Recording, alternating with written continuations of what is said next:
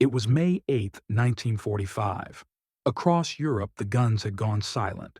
The Reich had fallen, cities lay in ruins, and the skies that once echoed with bombers were quiet at last. From London to Leningrad, people wept, drank, and sang. The war, the bloodiest conflict in human history, was finally over. But hundreds of miles to the north, in a small wooden hut on the coast of Norway, one man didn't know. The hut was half buried in snow, battered by wind and salt. Inside, the air smelled of oil and smoke. A single lantern flickered beside a heavy radio transmitter, the same kind used on U-boats and coastal stations. Its metal surface was worn smooth by years of trembling fingers. The man who sat before it, a German radio operator, was pale, exhausted, and alone. His uniform hung loose on his shoulders. The insignia had been torn off. He hadn't seen another human being in days. Around him, the world had ended, but his orders still stood. Maintain communication until further instruction. And so, just after midnight, when the aurora faded behind the clouds, he began to type, slowly, rhythmically, as if the machine were breathing with him. The code was clean, perfect Morse. The message, brief, operation completed, returning to base. Then silence. When Allied intelligence intercepted the signal hours later, no one could explain it. The message came from a known Kriegsmarine frequency, the network used by U-boats in the North Sea, but every German submarine had already surrendered. The channel was supposed to be dead. And yet, at 0:17, a clear signal had pulsed across the Arctic.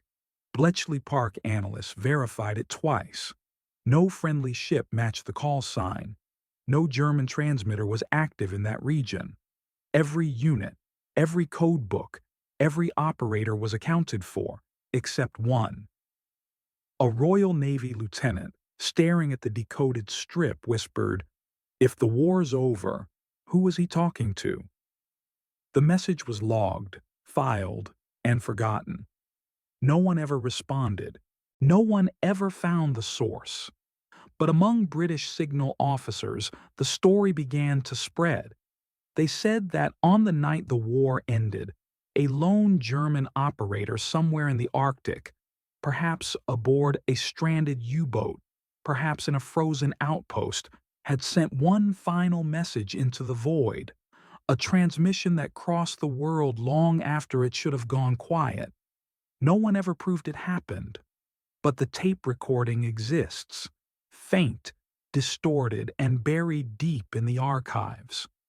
A slow, human rhythm of dots and dashes, and then a single click as the transmitter powers down. After that, nothing. A whisper that shouldn't have existed. A heartbeat of war that refused to die. And somewhere beyond the static, a ghost in the radio. By the time the war officially ended, the airwaves over Europe were chaos. Thousands of transmitters, Allied and Axis alike, still hummed with leftover static. Abandoned signals bounced across the atmosphere, repeating ghost messages, orders that no one was left to hear. At Bletchley Park, the British code-breaking center, operators had begun shutting down their monitors one by one. After 6 relentless years of war, silence felt strange, unnatural. But not everyone had gone home. In the corner of room 47, one operator, Sergeant Robert Hensley, noticed something faint on a channel that should have been dead. A steady pulse, soft but deliberate, cutting through the background noise. He leaned in, adjusted the dial, and frowned. The frequency was Kriegsmarine Band WAF, a naval transmission range abandoned days earlier when the German Navy surrendered. Yet the signal was clean, human, intentional. "Who's still broadcasting?" he muttered. Hensley called over his superior. Within minutes, 2 other code breakers were crowding around the receiver. The tone repeated, then broke into Morse. Short bursts, precise timing, no interference. Operation complete, returning to base. Then a pause, and again, the same message. 3 times, identical, then silence. Hensley stared at the paper strip sliding from the decoder. Could be feedback, someone said, but the line was too steady, too alive. When the log reached the communications officer, it was tagged, unidentified transmission, possible ghost signal. And so began one of the strangest investigations of the war's final hours. Over the next 2 days, Allied intercept stations across Scotland, Iceland, and the Faroe Islands confirmed hearing the same signal, same time, same message. Each location triangulated the origin to somewhere near the Norwegian Sea between Narvik and the Arctic Circle, but reconnaissance flights saw nothing. No submarines, no surface ships, only drifting ice and gray waves. The British Navy checked all remaining Kriegsmarine logs. Nothing matched. Every U-boat was accounted for. Every coastal station had gone silent. And yet, the signal returned one more time. On May 9th, exactly 24 hours after the first. This time, weaker, slower, as if the sender's hands trembled. Operation complete. Returning to base. Then static. Then nothing. When the report reached the Admiralty, a note was scribbled in the margin by an unnamed officer. If this is genuine, then someone out there never got the order to stop. By May 10th, 1945, the war was officially over. The guns were silent, Berlin lay in ashes, and the men who once commanded empires were being escorted away in handcuffs. Admiral Karl Dönitz, Hitler's chosen successor, was among them, a proud man turned ghost, walking through the ruins of his own navy. He and the last officers of the Kriegsmarine were taken into British custody, their faces pale, their uniforms still pressed as if denial could hide defeat. In their pockets, they carried fragments of orders that no longer meant anything. Coded slips, coordinates, frequencies. Somewhere among those numbers, perhaps, was the same range that still pulsed faintly through the northern sky. Because while Europe celebrated, the sea had not surrendered. Hundreds of miles north of Norway, the waves were steel gray, endless, and cruel. The midnight sun hung low, burning cold light across the horizon, and deep in the static, a pattern continued to breathe. At 03:42 that morning, British signal operators in Lerwick picked up another transmission. Same channel, same rhythm. Operation complete, returning to base. But this time, there was something new. A burst of static, followed by 2 clear letters. U-V. Then the line went dead. For the men at Bletchley Park, it was a puzzle. For the Royal Navy, it was a potential danger. And for those who still believed in ghosts, it was a whisper from somewhere that shouldn't exist. The Admiralty ordered a rapid search. 2 destroyers, HMS Opportune and HMS Zambezi, were diverted north, cutting through fog and freezing spray. The men on deck stared into the mist, listening to the hum of their own sonar. Nothing. They searched for 2 days, found only slicks of oil, drifting wood, and an occasional frozen gull. No wreck, no distress signal, no survivors. When the ships returned, the report was brief. No visual contact, no trace of origin. The file was closed, but the transmission wasn't. It came again that night, and again the next. Same frequency, same words. Like a ritual, unchanging, mechanical, yet human. Some operators began calling it the whisper. Others refused to even log it, because each time the signal returned, The triangulation changed, drifting slightly northwest, as if whatever was sending it was slowly moving through the fog. No vessel could have done that, not in those waters, not without being seen. And yet, the whisper remained. At Bletchley, arguments erupted. Was it a glitch? A relay bouncing between abandoned stations? Or something worse? A man left alive, still waiting for an order that would never come? One analyst, a quiet, chain-smoking lieutenant, wrote a note in the file before it was sealed. If the signal is genuine, then somewhere in the Arctic, one man is still at war. No one ever found him.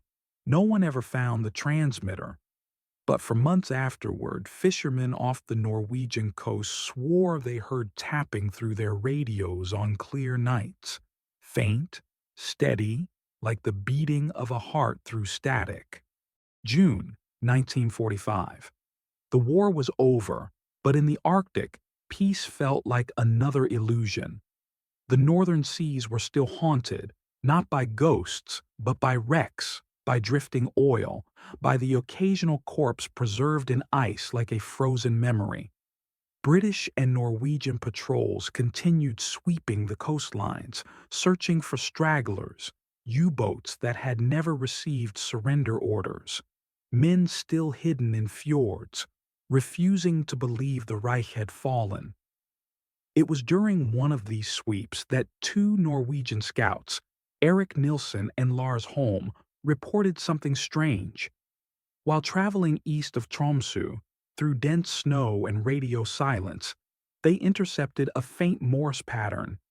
Slow, deliberate, and unnervingly familiar. 3 dots, 3 dashes, 3 dots. Then a pause. Then a short burst that translated to Operation complete, returning to base. The same words, the same ghost. Nielsen scribbled the sequence in his logbook. Holm tried to answer, but their radio set, half frozen, gave only static. So they marked the coordinates, wrapped themselves tighter in their white cloaks, and followed the direction of the signal inland, toward the mountains. The snow swallowed every sound. Even their own breathing seemed distant. They moved slowly, each step vanishing into the pale silence until the forest around them began to change. Darker trees, thicker air, a faint smell of oil. Then they saw it. In a clearing half buried by frost stood a radio mast, its cables torn and swaying like veins. The generator beside it was dead, rusted, its metal lungs frozen solid. But the transmitter's light faintly pulsed, one weak orange blink, then another. The men stared at it in disbelief. There were no footprints in the snow, no sign of a camp or a man. Holm approached and brushed frost off the control panel. The Morse key moved, once, twice, though no hand touched it. And in the cold air, their receiver crackled again. Operation complete. Returning to base. Then the light went dark. They waited. Minutes passed. Then hours. The silence pressed on them like weight. By dawn, they decided to mark the location and return to command. But when a recovery team arrived 2 days later, the clearing was empty. No tower, no generator. Only the indentation in the snow where something heavy had once stood. The file, Arctic Anomaly 47, was forwarded to London, where it was quietly sealed and forgotten. For years, the logbook of Nilsen and Holm was dismissed as stress, fatigue, maybe even shared hallucination. But one thing remained undeniable. The message they'd copied from their receiver perfectly matched the intercepts from Bletchley Park, hundreds of miles away. Operation complete, returning to base. And that's when someone asked the question that no one could answer. What base? Winter 1946. Almost a year after the end of the war, the Arctic still held its secrets. frozen deep beneath snow and silence. Near the small Norwegian outpost of Skarsvåg, two fishermen were found wandering through the storm. They were half-starved, half-blind, their faces blackened from frostbite and exhaustion. They spoke little. When questioned, they repeated only fragments, broken, trembling words. The light was still on. It was still sending. Doctors believed they'd been lost during a blizzard while hunting seals. Their clothes were military issue, Wehrmacht, stripped of insignia.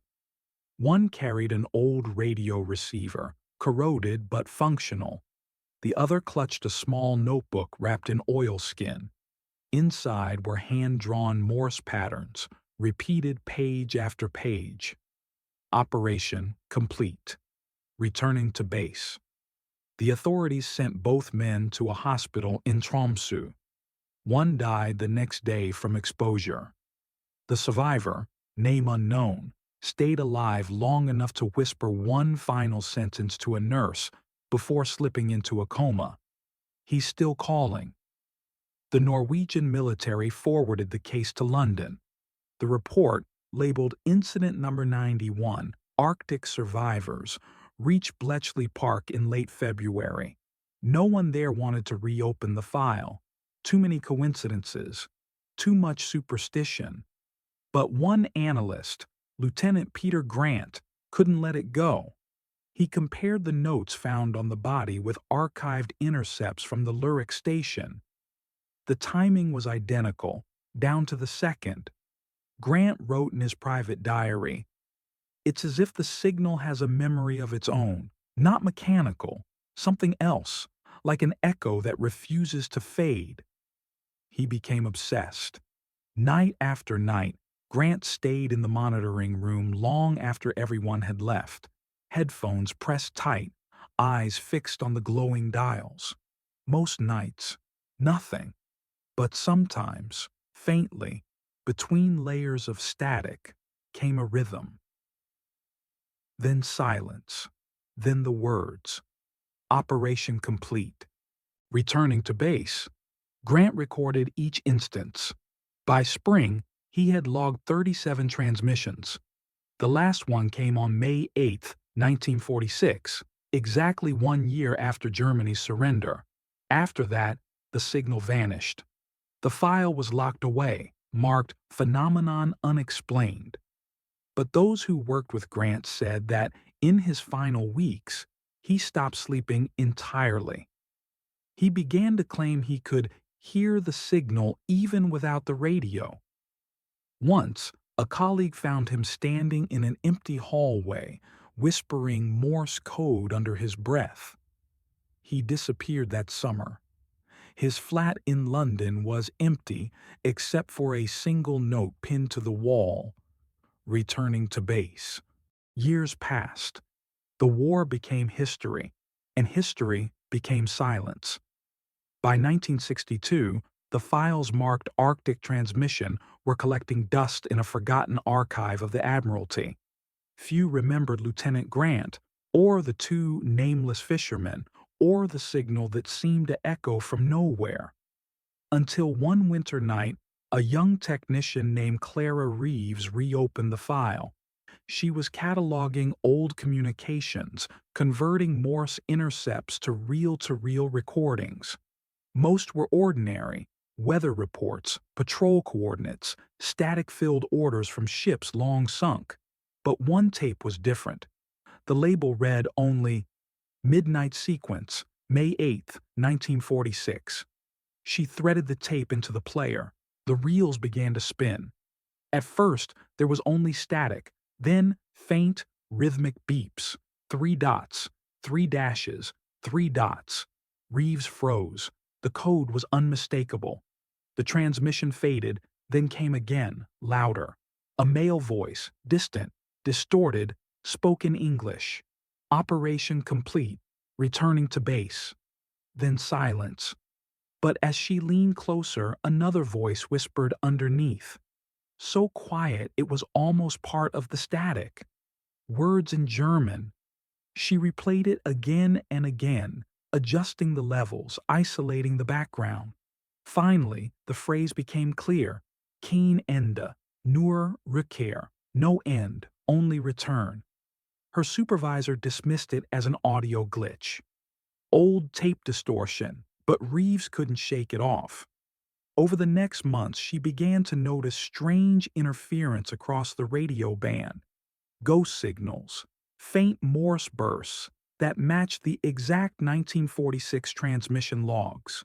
Once, while monitoring at 2:17 a.m., the sound cut through the static so sharply she dropped her headphones. The same voice, clearer this time, whispered directly into the line, returning to base. She never reported that one. Weeks later, the technician disappeared. Her apartment was empty except for her recorder, left running. The tape inside was blank for the first 20 minutes. Then came faint breathing. Then, once again, the code. Operation complete. Returning to base. Investigators closed the case. Her disappearance was never linked to the old Arctic files, but the recording was quietly stored away, labeled Unverified Anomaly, 1962. Decades later, when digital archives began to replace paper, most of those files were lost in a transfer. Only one recording remains. It's available in the Admiralty database, mislabeled as a weather transmission. If you listen carefully, at the 37th second, you'll hear the static shift, and a voice, faint but certain, breaking through the hiss of time.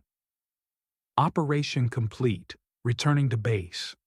Then, in the background, another voice, younger, softer, asks a question that no one can quite make out. But some say it sounds like, base. Where?